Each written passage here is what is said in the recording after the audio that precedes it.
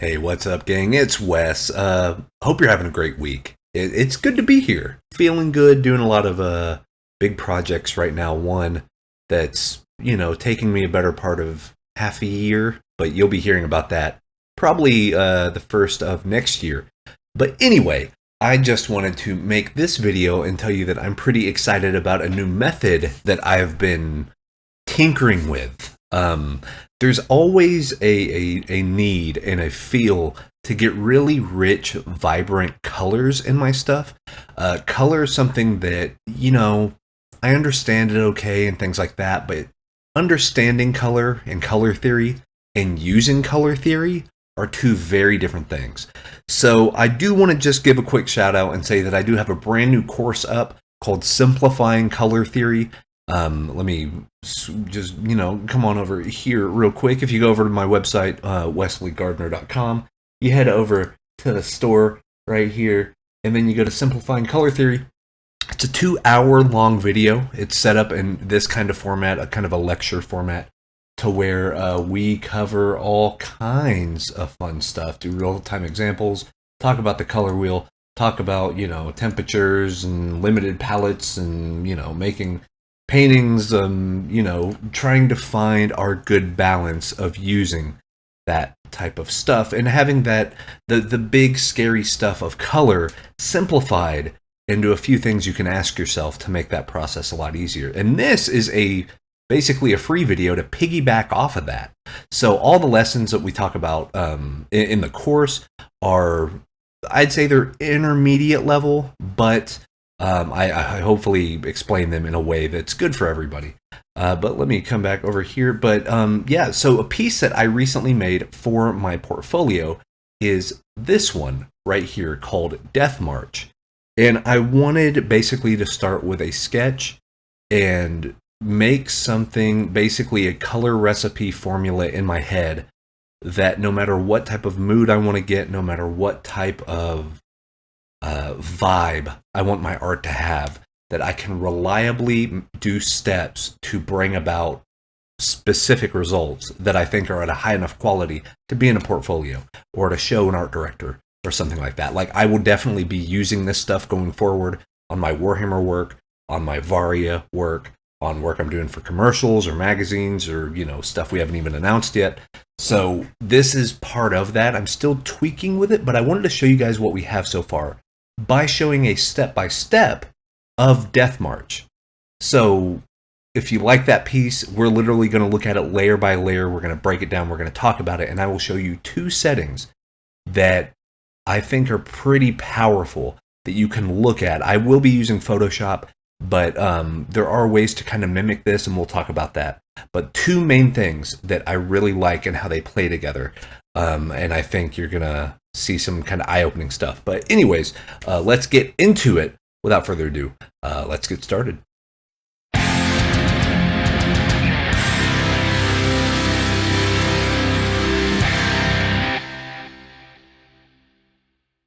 All right, we are here. Cool. So, welcome. Let's hop over to Photoshop. And let me get the right one. There it is. Yay. So, this is the step-by-step of Death March. And we started... this property window is just going to be kind of hanging out here, but we're going to have this open for a reason. Yeah, my brushes, all my setup. Like I said, a lot of this I did do in Photoshop. And I'm going to try to find the best ways to mimic, and I might leave it in the comments, or if anyone in the comments wants to leave a message on the best way to kind of mimic these certain filters type things, but we'll get to them when we get to them. I think I have an idea of how to do it, but we'll see. Anyway, this is Photoshop. I think this is CS6. I have an older version, and I have the newer version. But basically, let's just dig into what we got going on here. So I wanted to make something with the dimensions of a piece of card art, which is what this is. Yeah, the Photoshop is all kinds of wacky. There we go. There's mouse wheel going. Basically, this is the dimensions for a piece of card art. And what's really funny is you see this navigator window right here, kind of in the upper right-hand corner. I thought I had a card out. I may have already put it back. I actually... Let me grab one real quick. Got one of my Vraska Planeswalker decks here. Basically, what I've done is this navigator window that's up here is the exact dimensions. Get one of these. So I have let me go to webcam only here. Boom. So, you know, I have a whole bunch of Magic the Gathering cards, but you can see the dimensions, kind of that 4x3 dimensionality right here. Is there a focus? Focus? Probably not. But this art, this size, this canvas is exactly the same size if I hold it up to my monitor. It's 1-to-1 correct. So like, as I'm looking at my navigator screen right here, that is what it would look like printed on a card. And I realize that that's a really fun, good way to do this, because it makes sure that I can read what I'm working on at the exact right size. So I think the full size is something like, is it 4,000 by 3,000? It's something like that. I know it's like a 4x3-ish or 3.27 by 23, blah, blah, blah. Anyway, very, very semantic, but just know that this is why I have this working in this way, is so I can see it all the time, no matter if I'm zoomed in and all this stuff here, I can always see it at readable level right here, which actually does come into play with the colors. So we started off with a sketch, and what I did is just a basic block in of values. I saw the shapes here. I thought, hey, it'd be cool. You get some soldiers doing a march. And then I was like, okay, let's start with a light background, dark foreground, something easy to read. But you can see these are very, very, very, sorry, my Photoshop is freaking out right now. Very rough brush strokes, like not even within the lines, none of that stuff, right? And then what I do is once I get this and I was like, yeah, this is fine. I can start seeing it. I can start, visualizing what I did. It was probably a bad idea to sip coffee right before I started this. So once we have that basic block in, then we do what's called shaping. And that's basically where I just kind of refine stuff, start bringing it in, but still you can look at this super sloppy, very quick, kind of haphazard wet brushes. Oh, and by the way, my sketch layer is on multiply at the very top here that I can turn on and off. And we're going to see that. We're going to merge the layers here in a little bit, and you're going to see that. But basically I have the sketch layer and then the normal layer. Let's keep that sketch layer on for right now. But yeah, so went in, did some shaping. So you can see I got a little darker with some of the darks, a little lighter with some of the lights. Right here, just to really kind of drive that point home. And once again, looking at the navigator just to make sure things are good there. And then I did shaping part 2, which is really where I just added in some highlights. Like I wanted to find out where the light was coming from. And like I said, with this one, really kind of working more on imagination. I've been trying to exercise that a little bit more. And wanted to figure out a way that, hey, how can I put color in something in a way that I don't necessarily need a reference, but it would still come out harmonious and work well. So this is basically a setup. This is how I set up every one of my images, really. This is the type of stuff I will send the art director. Like I send this type of stuff to my Varia art director all the time. And like, hey man, is this the vibe? Like the readability is here. Here's kind of what this is. I also put some notes, like narrative notes, like, hey, they're marching on the way to death, or they're already dead. And this is like a necromancer summon these people back, and you know, it's a death march. So this is the type of stuff that I send in. Super rough, super rough. I should probably actually refine stuff a lot more. If it is a newer art director, I will refine this quite a bit and then send it. But my art director for Varia, me and him get along so well. I've done like 7 or 8 cards for him. Like he kind of knows what to expect. So I can send him this and be like, hey, how's this? So we have that right here. So now what we're going to do is we're going to start bringing in our other stuff as far as color is concerned. So whenever I get to a good spot right here, what I always do is I'm like, okay, we have what we need. I'm going to figure this out we're going to use this.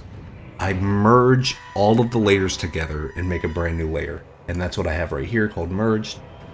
So the first order of business, this is the first tool. This is the tool that is in a lot of different digital art programs. So not just Photoshop, but I know Krita has it. You can do this in Affinity Photo. You can do this in Clip Studio Paint. You can do this in a whole bunch of stuff.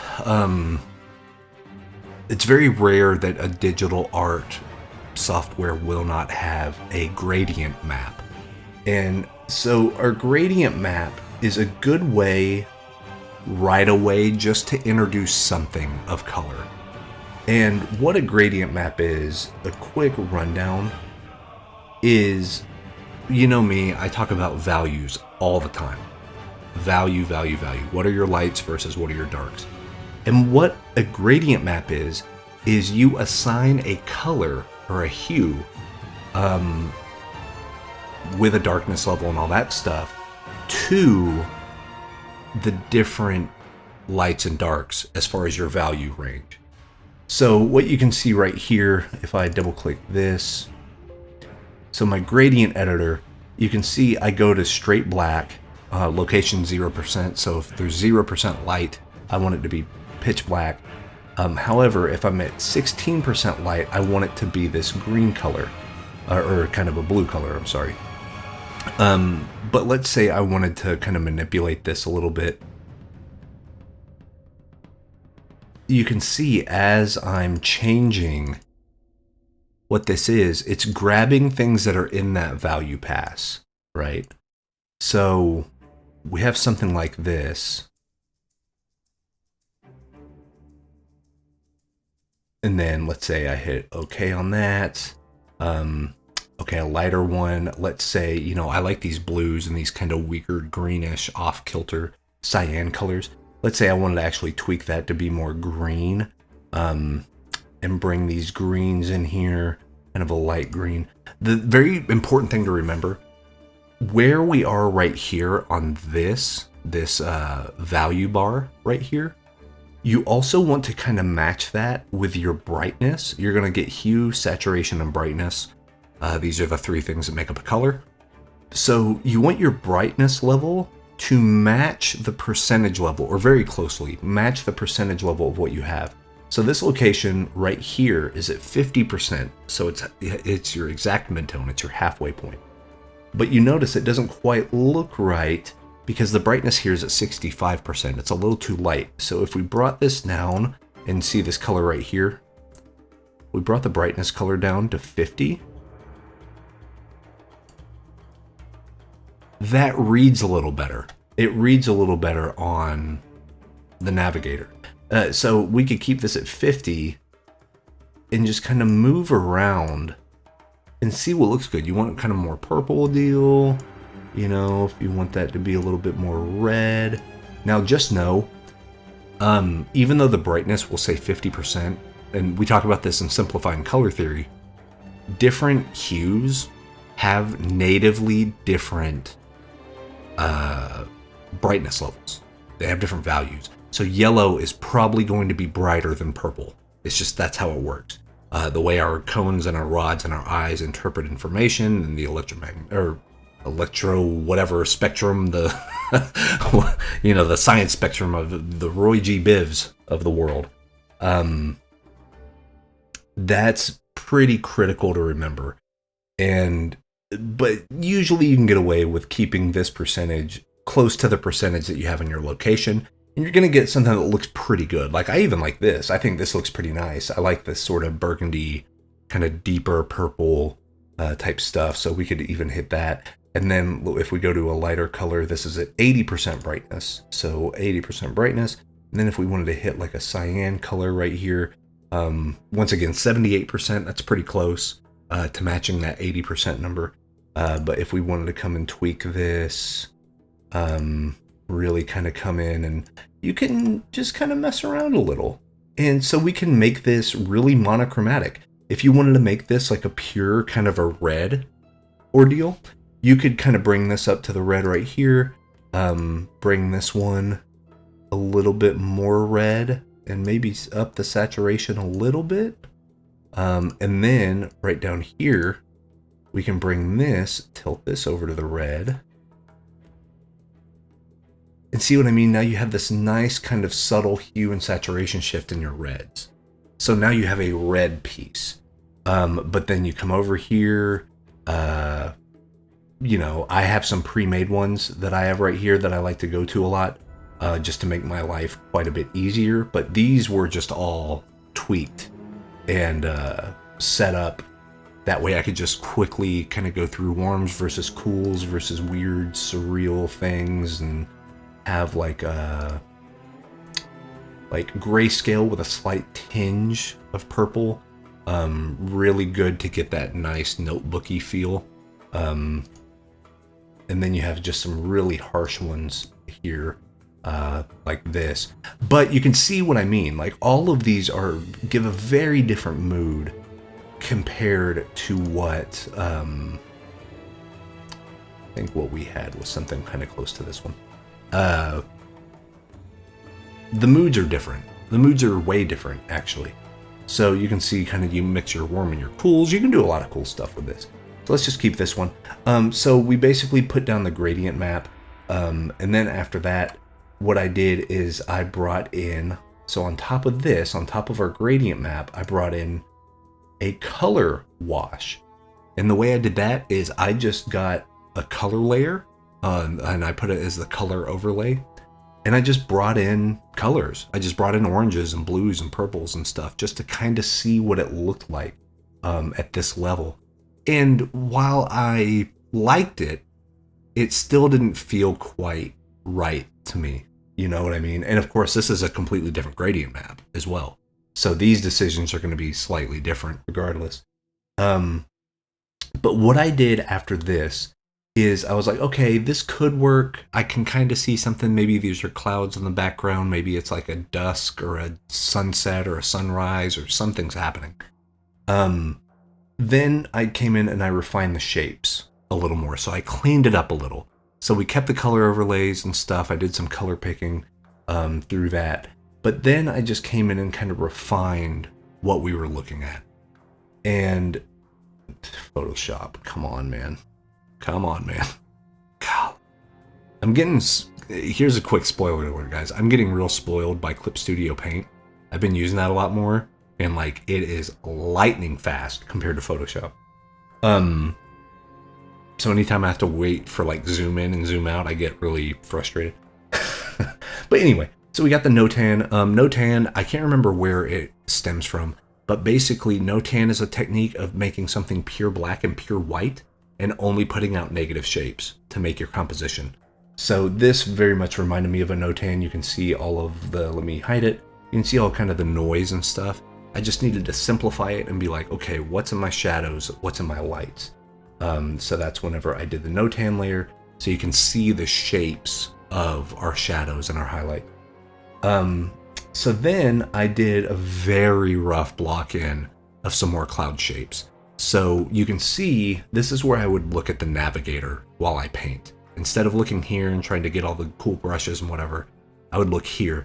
And I like the fact that we got those clouds to go and like frame the helmets, essentially. Because these two on the right and the left are not as important as our guy right here in the middle. Guy right here in the middle is going to be our highest rendered guy. It's going to be the guy we spend the most time on. So I wanted him to have the most things pointing to him. So the clouds are even. You can even see these brush strokes are like pointing to where we want to look. And then whenever we get here, I wanted to make sure that we were still on the right track. So I made a value deal. I talked about this on the Kincaid painting that we did, I think last week. I love doing this. Make a full black layer, put it on the color mode, and then yeah, that turns it back into black and white with your values being correct. Be careful not to use a filter called black and white filter. I know a lot of programs have the black and white filter. I don't use that very much because it's going to change the luminosity. It's going to change your values based on what the algorithm of the black and white filter is. However, with this, basically what this is doing is this is washing your paint and getting rid of any saturation or hue.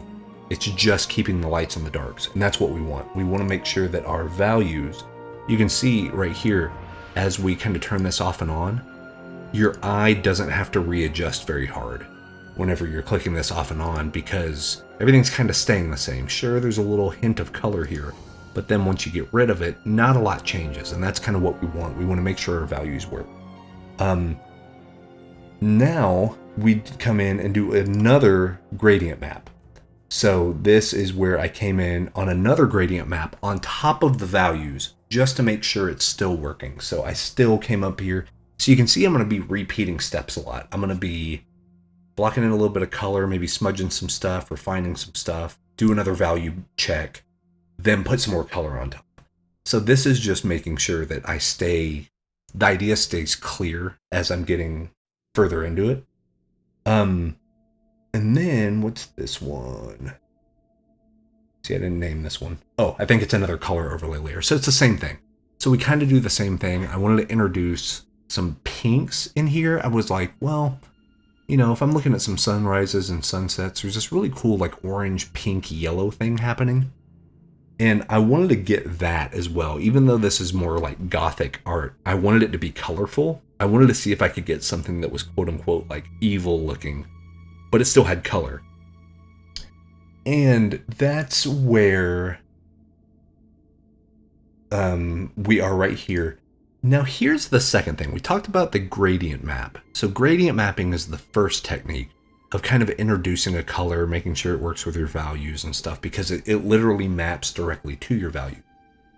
Now this is where things got real interesting. There was an article, and I'm going to link this article, by Howard Lyon. And Howard is one of my favorite Magic the Gathering artists. He's an incredible artist. He makes really good reference images, reference packs, all that stuff. He's a huge benefit to the art community, especially the imaginative realism and that part of the art community. And he has a tip on muddy colors, talking about harmonious colors and making sure your colors work together. And he discussed a thing called the photo filter. So what the photo filter is, it's not going to make your image look like a picture. That's not what it does. What it does is it introduces a color into all of your other colors. In traditional painting, the way I learned it, whenever I would learn oils and we learned acrylics and all that stuff, it was called a mother color. So a mother color is a pigment, and you can pick it out of, you know, if you have a set of painting supplies and you just have like a whole kit of paint and you're like, you know what, I want my mother color to be this green color. What you do is you take that color off to the side, and then you mix your normal palette, and then you take your mother color and you mix your mother color in with all of your other colors. So now every one of those colors has that green that you chose. And what that does is that actually brings in, and we explain why in the simplifying color theory, it brings the colors closer together, which actually makes it resonate better with our eyes. And ironically, we notice the differences more the closer they are, which is so weird, right? But anyway, so what we do here, I did two things. So one, I wanted it to have that nice blue in the shadows. So I brought about this blue. You can do a lot of filters. You can do a warming filter if you wanted to get it warm. There's some predisposed ones. There's a sepia tone one you can do. There's a cooling filter. There's, you know, all this type of stuff here. A violet filter, like a deep blue, a deep red. There's a lot of things you can do. But an underwater one, which is like a cool, like weird teal cyan color. Let me actually edit, undo. Oh no, it's gonna make me do all the anyway. Okay, so it was at a color, I'm pretty sure it was at like a blue, and it was like down here or something. It was something like this, right? I can check it real quickly. That's actually pretty close. Okay, pretty close.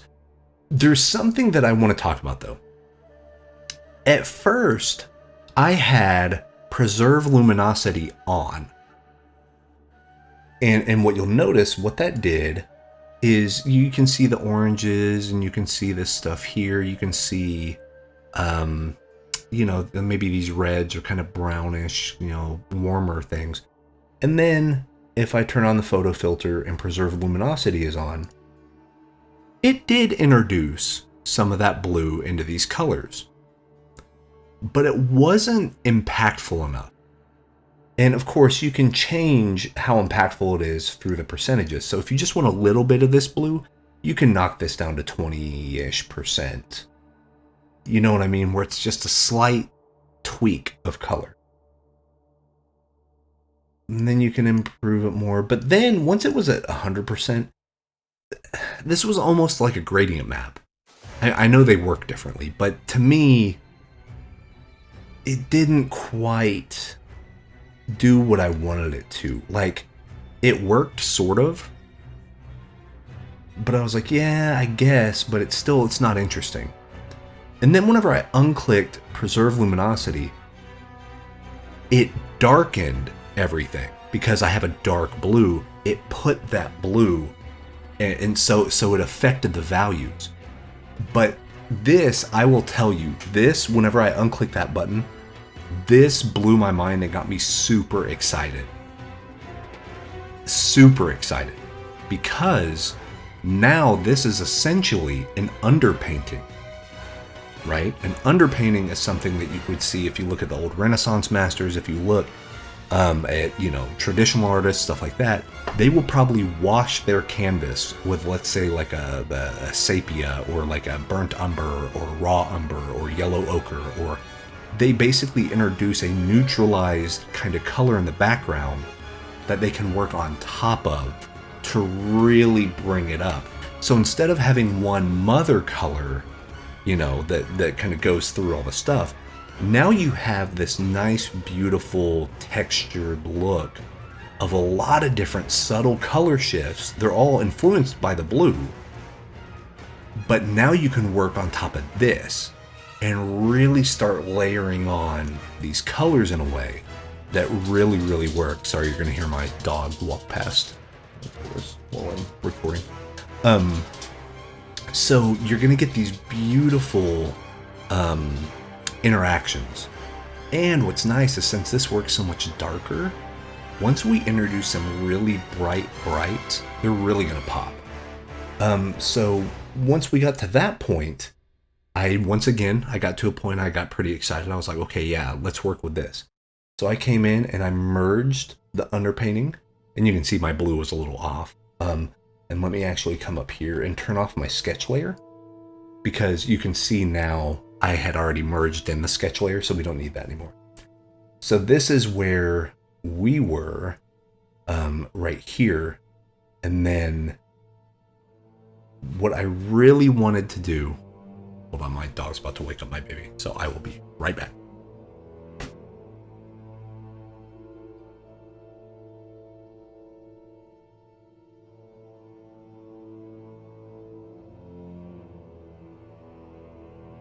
Oh, there we go. I swear. My dog decides it's going to scratch on the side of a bed where my baby's sleeping. Come on now. Anyway, okay, so we're at the merged underpainting layer.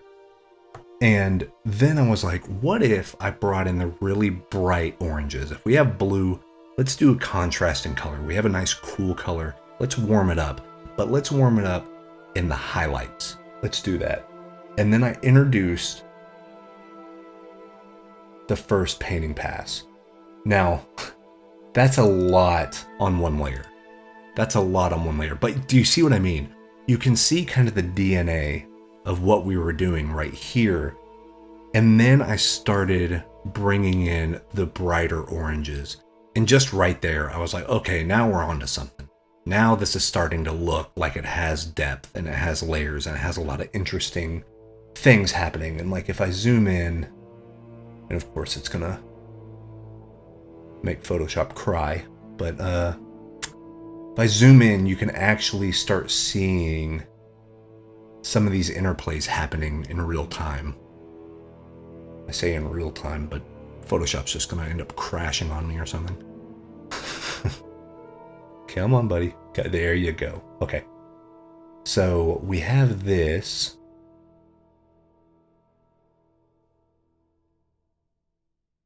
See, it doesn't even know what to do with all the... This is also why I merge layers a lot. Because once you merge layers, you can actually delete all the rest of the stuff. But I wanted to keep all these layers just to show you guys what was up with this.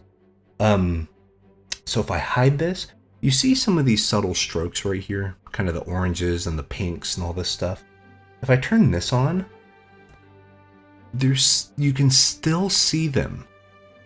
And they're being influenced with these interplays of the brighter colors and stuff like that, which is something I really like. And that's what I was after, was that sort of thing. Then what I did right here was another photo filter pass, but I need to correct this one. Basically what ends up happening, photo filter is not a thing in like Krita or Clip Studio Paint. There's a certain algorithm that Adobe Photoshop does whenever it does the photo filter. Now, I've experimented with a few things. Basically, the reason why I bring that up is I exported this PSD file from Photoshop and opened it in Clip Studio to do some slight painting refinement, because there's a few brushes I wanted to use from Clip Studio in there. So whenever I saved it as a PSD and brought it back in, it had rasterized or unphoto filtered my photo filter. So now it makes it basically, if you see how I'm clicking on and off this layer and absolutely nothing is changing, it doesn't know what to do with this information. So it just got rid of it. It kept the layer and it kept the naming there. But basically what ended up happening is like I came in and I did that. And then if I merge this, merge values, come on. Oh, I guess I didn't change it too much. But basically, it would be, yeah, basically that would have slightly changed it. I think what I did is I brought a little bit more blue back into it, a little bit more saturated blue. And then once we merged all those for values, I went in once again, did another value pass. So did that black on color overlay, full on, just check that. Merged the value layer. There we go. Okay. So that's when I kind of went into Clip Studio Paint right here and kind of smoothed out some of this stuff. Is whenever I'm working with my values right there, because you can see it was kind of rusty and kind of artisanal and like scratchy and stuff like that. But then whenever I came into here, smooth some of this out. And what that did is that brought the clarity of shape to be our main focal point right here. And then color overlay from merged value layer. So what that means, I took the colors from this, I made a duplicate of this layer, brought it on top of my value pass, and then set it to color overlay. So it reintroduced all the hard work I did on these colors back onto my value pass, which is a great way to do it. You do lose a little bit of the vibrancy doing that, because color overlay is not an exact substitute for mixing the value, hue, saturation, and brightness type stuff. But it's a good approximation. As long as your values are right and they stay good, color overlay will treat you well. But then I realized, this got a little too clean. I wanted to make sure this felt like a painting. So then I brought in that original layer where all the stuff was scratchy. I pasted it on top, and then I made a mask and masked some of this stuff out. So the stuff on the outsides right here, you can tell I kind of kept those smoother, but then around my focal point where I want people to look, I just put a lot of detail. I kept that detail in there. Like, perfect example is you can see these highlights right here. Come on, Photoshop. Come on. I only have, nice graphics card and 16 gigs of RAM. And it's not like we're working at a high resolution or anything. But come on. So you can see kind of these nice kind of drier texture brushes and kind of the highlights. If you just keep your eye on the highlight, this was before I brought in those textures and like stuff up here. There was a little bit, but I wanted to emphasize it a little more. There it was. So that really brought in that nice kind of charcoaly look. And I do like the fact that this is a nice way to blend your eye from that yellow into that kind of grayish purple. Those nice little dots kind of splatter. And in fact, we use splatter brushes here in just a minute. So then I come here and then I do what's called the background brush refinement, to where I even emphasized it a little bit more. I brought in some like John Singer Sargent style brushes and started really going to town on making that look super dynamic. Like you can especially tell like right here, I'll have it on right there, but if I turn it off, or right here, that type of stuff changes quite a bit. And it's not a huge deal, but if you look up at the navigator here, so this is with it off, and then if I turn it on, it brings in just another little pop of detail to bring it in. But I was comfortably able to work in color now. I was like, okay, I like that yellow. Let me color pick the yellow. Let me do that brush deal. As you can tell here, this is a normal layer. It's not a color overlay. It's not like color dodge. It's nothing like that. Now I'm just straight up painting. I was just straight up painting with color. And then, once again, we do another photo filter. And this introduced, let me bring this right here. So you can see this is really kind of in the shadows. I introduced kind of a reddish color. Oh, it was the warming filter. So 85% warming right here. Oh, not 85%. I can't remember what the 85 stands for. But the 85 warming filter. And then what I did is let me disable the layer mask. So without the layer mask, this is what it looks like, which is pretty cool. I like this look. It's kind of that darker, gritty sort of look, but it still has very rich colors. But if I wanted this to be readable at card size, this wouldn't quite work. It would print really dark. So that's whenever I came in with my layer mask and I brought some of that light back in. And then here, after this, I brought in some smudge tools. So some smudge tools, basically, this made me want to draw the eye towards our face right here. Because now if you notice, let me turn it off. We have some good shapes here. But they didn't really serve anything. Really what we were looking at as far as the main idea was just our guy right here. And then realizing that the lighting and the mood and the way it feels was more important. So then I wanted to come in and frame that. So I used smudge brushes. I basically merged merged all my layers together, did something on top, and then got the mixer brush and the smudge brush and came in with some really grainy brushes and started doing some smudging, kind of getting some of this. There's a lot of good like texture, like canvas texture stuff here. But I did it in color. So now you're still mixing all these rich, deep colors together in such a way that it's looking good. And some of the edges I went and kind of unrefined. I'm not a big renderer. I don't like rendering a lot. I find it boring. And I find that it takes a lot of emotion out of stuff, but that's just me. If you can render well and you do it well, keep doing it. So I did some smudges. I also brought in the splatter tool. Like, that's just rad right there, dude. Like, it doesn't make any sense. But to me, like, this was not interesting by itself, but now it's something to look at. You know what I mean? Now there's something drawing the eye there. So every part of the painting, you have something to look at, which is another thing I wanted. But of course, we have our main render and our main stuff right up here. But you can even see, I did a smudge right up here on the helmet. Normally you would say, okay, if you want this to be tight, you want it to be a tighter render. I kind of liked, it almost looks like a light bloom. Like the light is so bright, but it's through a brush stroke. It's not through color dodge. It's not through that type of stuff. It's more of an impressionistic look at it. And like, I got real excited with it. I was like, oh man, I smudged it. And I looked and I was like, hey, I kind of like that. So I kept it, you know. And now I think I got lazy at this point and I stopped naming my layers what they are. So let's just take a look at them. So this one looks to be kind of a more of a refinement tool. So layer 7, yeah, because there's some helmet stuff here. There's some stuff down here. Yeah, like right here. So I think what I just did is I cleaned it up a little. So yeah, I got rid of some of this splatter right there.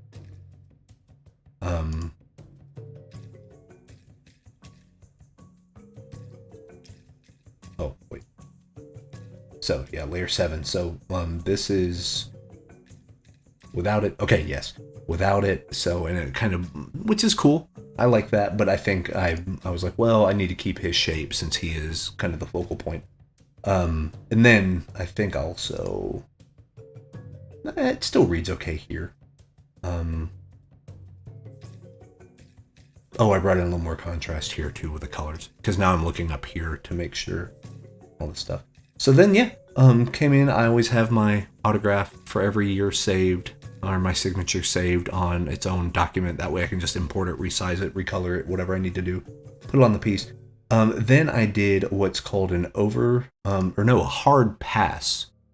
Yes, a hard pass layer, which is basically, what this does is this introduces gray, and then it looks for your places with the harshest changes of value. So if you go from really, really dark to really, really light, it's going to do an outline. It almost like crystallizes it. So what that means, let me... Photoshop, why are you doing this to me, bro?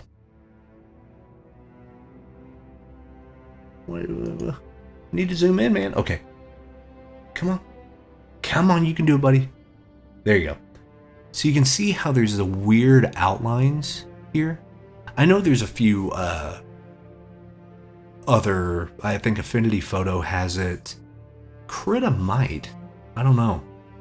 But it's called the hard pass layer in Photoshop, and it's under filter, other, high pass. And then you can change the percentage to get how deep do you want these cuts. Basically, it's like a wood cut type thing. So you can see here, and what it does is it kind of just finds any edge that has a lot of that. And then what I do is I come in and I change this to overlay. So all that gray goes away. But what you do, if you notice, like take a good look right here. So this is with that over, or the hard pass layer off. Here's with it on.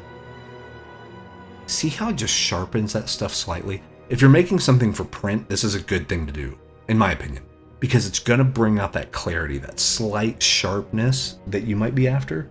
A lot of concept artists use this basically to sharpen their art for them. And then what's cool is you can also see more. So this is with it off, and you see the paint strokes right here.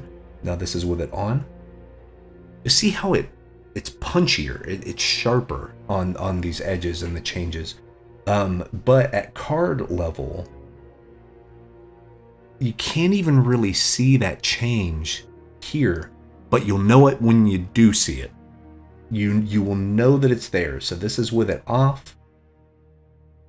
This is with it on. And this is another good area you can check right here. So that it's off. Now it's on. Just more clarity of those brush strokes. So you had that, and then yeah, our sketch layer was right there, but hidden. But that's it, guys. That's the full walkthrough of the piece.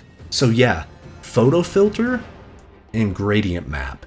If you mix those two things, no matter what kind of color combination you come up with, if your values are okay, I think that's a great way to make harmonious colors. You can really decide on your warms and cools and what type of mood do I want, and definitely feel free to go get reference. I'm just trying to exercise my brain and working more from imagination to see, hey, if I have something pretty vivid in my head, can I get it down on the canvas? And the answer is sort of. I think that's it for every artist, right? But yeah, let me know what you think in the comments about this. So remember guys, yeah, gradient maps and photo filter. I will say I've tried a few things in like Krita and Clip Studio to get the photo filter. There's tone mapping. You can even do a, you know how we do the value layer where we get all black or all white and then put that on color overlay? So you can do that kind of same thing if you get your mother color or the main color you want across your whole piece. So like a purple or a red or, yellow, green, orange, what have you. You can try putting that onto a multiply layer, just like filling it in, one solid color. Put it on the multiply layer and then lower the opacity. So before we go, let me try that real quick. In theory, that should work because you're interacting with the colors on there. Let's see. So let's say I had this and I'm like, yeah, that looks cool, but I want it to be more red or whatever. If I go in and I make a new layer, let me do kind of this darker red. I'm gonna go to edit, fill, foreground color.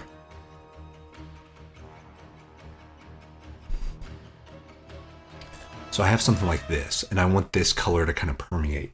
You could do a color, but then that's just a one tone map thing. It's not as cool. Overlay, you can kind of do it, but see, I mean, it makes that look pretty dope. Like, that looks pretty sick. But that's not quite what we want. But if we came in and did like a multiply layer, you see how it darkened? It's almost like putting a sheet over it. And then if I come in and I bring this opacity way down to like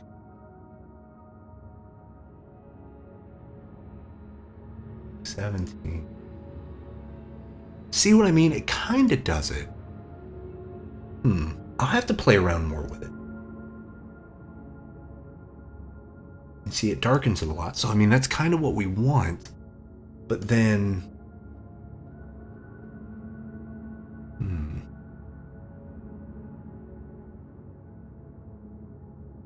Then you could just paint on top of it, I guess. Yeah, I don't know. The photo filter is something really interesting. The way the arithmetic happens, I haven't studied a lot. Or maybe it could even be like the screen is going to lighten it. A good way to remember kind of what it's going to do. If it's under the darken items, it's always going to darken. If it's under the lighten items, it's always going to lighten. And then like soft light, hard light, all that stuff is a version of overlay. So the first thing on each tab is the category, and it's its own thing, but it's a category. So like all of these are difference masks, all of these are darken masks, all of these are, you know what I mean, or blending modes, I should say. Cause yeah, linear burn doesn't, I mean, kind of, but that doesn't really, that kind of gets rid of the, so any of the darker color, that's a cool effect. That's a old Gregor Kapsky method right there. Yeah, I'll have to play with this. Ooh, maybe the hue slider? Maybe. No. I don't know. Anyway, see, this is kind of what I do on my own time. I just like click buttons. I'm like, that looks cool. Anyway, let me know what you think. Just be sure, gradient map, photo filter, go play with them. Turn off the preserve luminosity filter, or the option, and then just go and paint on top of that as an underpainting. And I think you're going to be real excited about where that gets you. But yeah, good luck on your color journey. I'm going to still be here just clicking and messing and doing all sorts of fun stuff. But I want to thank you all so much for the support. Feel free, follow me on socials, give me a sub, whatever you feel like doing. Yeah, I do appreciate all of that. And a big shout out to my patrons on patreon.com/Wes Gardner. I think that's what it is. You'll see their names in the credits. The people that wanted their names shown, their names are in the credits now. So if you want your name in the credits, sign up to the Patreon. It's only $1 a month for everything. You get coupon codes, you get behind the scenes stuff. You're going to get a copy of this PSD file. Open it up on your computer, play around with it, do what you want to do with it. You can't resell it, of course, because it's mine. And all my lawyers attack people if they steal my art. But but for learning, feel free to dissect all that stuff. But anyways, that's my time. We will see you next time. And until then, take care. Peace.